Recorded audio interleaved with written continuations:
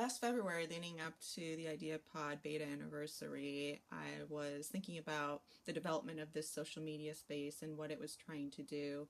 And I created a short writing piece about social networks and also these organizations where ideas are being shared when they used to happen in physical spaces, and now they're gradually moving to virtual spaces, and what that means for us.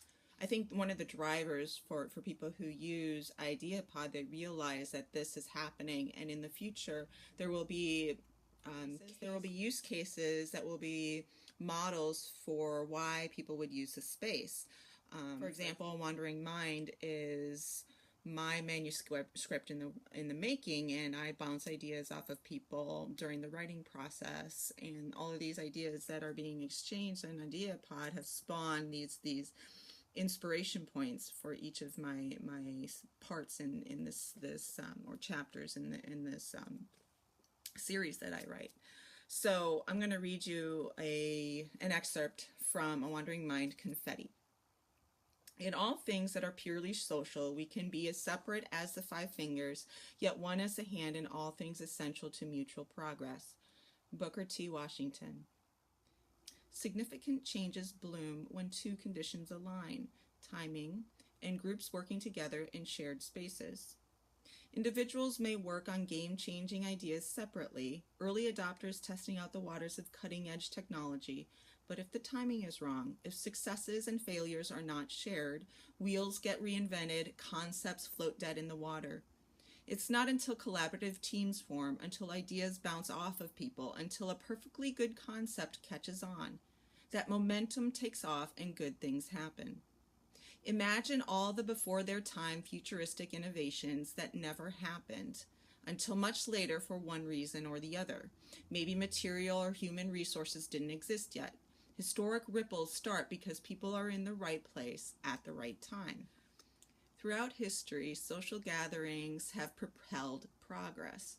Networks formed, think tanks spawned collaborative endeavors. And in another idea, I mention a similar idea pod that Benjamin Franklin formed called a Club of Mutual Improvement.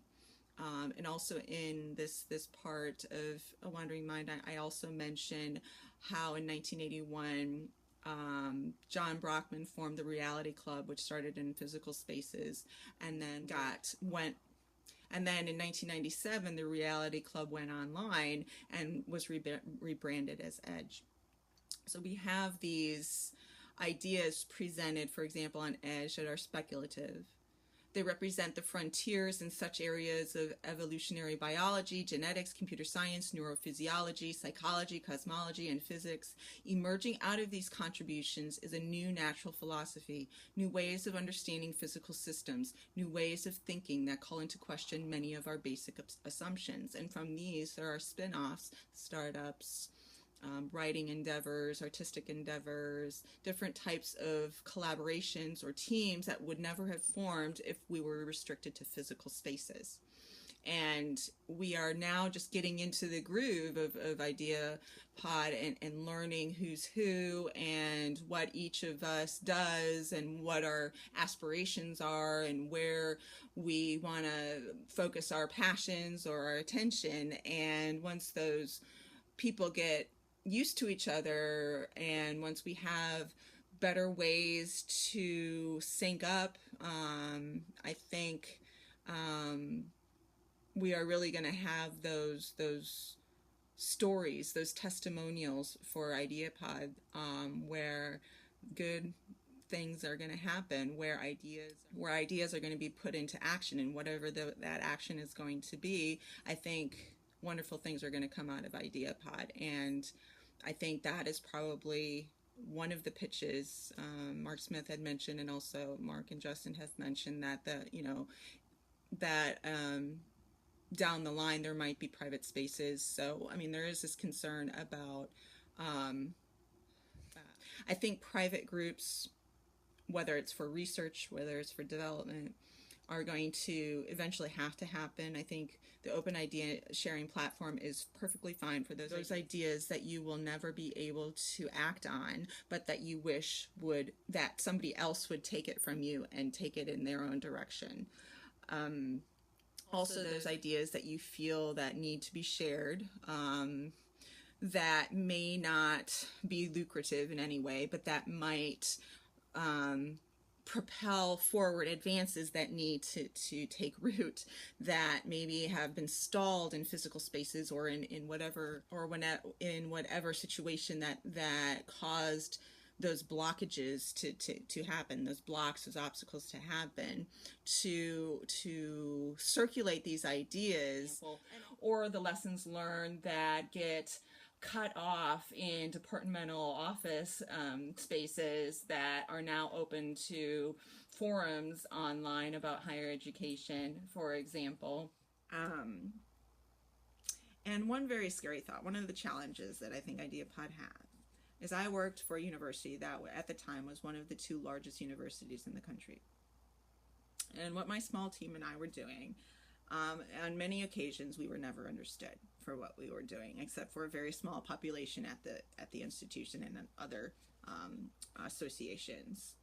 Those and what we found is, for example, these think tanks or idea spaces, idea organizations, idea groups. For example, I've mentioned in some ideas, which I will get back to on the different talks that I had, the future of the university, which was fascinating. It was people who participated in the future of universities, contingents like myself. I was not tenured. To all the way up to associate deans in these conversations. And some of these, for example, one was about contingents at the university, and talking about workforce, where a large percentage of your university lecturers, for example, are not tenured. They work semester to semester. So I was very curious about what they had to say. They had an author Skype in. And it was one of the first times that I learned that what was coming through the pipeline. They were concerned as well as they didn't want to lose their better people. They were concerned about the same things that I was, and I went to these gatherings because of the same reason of seemed to be doing something that very few people were doing. We didn't have a point of reference, and we were trying to figure out why we were getting all the pushback, what obstacles there were. And it was not just one thing, it was a combination of things. And the way I see it is there's a lot of friction going on with higher education. And there's this, and it's changing, but slowly. It's a very slow process. And we're going to the Future of the University series, exploring learning technologies, which I discussed, and other kind of innovative think tanks, which I call them think tanks, but they were just like a group of people on Ideapod talking about ed tech, so but important conversations, multidisciplinary conversations that were going on. So, but what we found is these people in different who were curious and what mattered to them, they were bringing to the table. It was the same 20 to 25 people in the largest or second to largest university in the country, 20 to 25 people who were regularly working on and asking questions and trying to find solutions to what was going on. 20 to 25 people in an institution of tens to thousands of students and thousands of professionals. And what is wrong with this picture? These same people and I would wonder, why is it just us who keeps showing up? Why, if we invited others, there's others didn't join in on the discussion?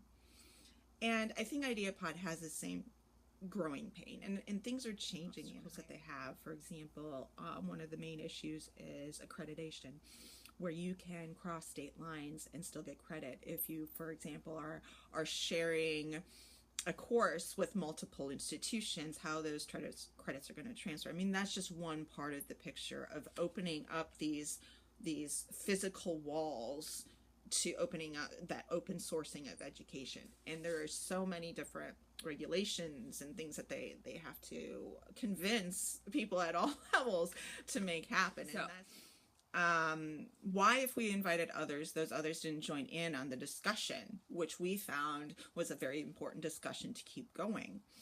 And this multidisciplinary open discussion is important because even though we were dealing with different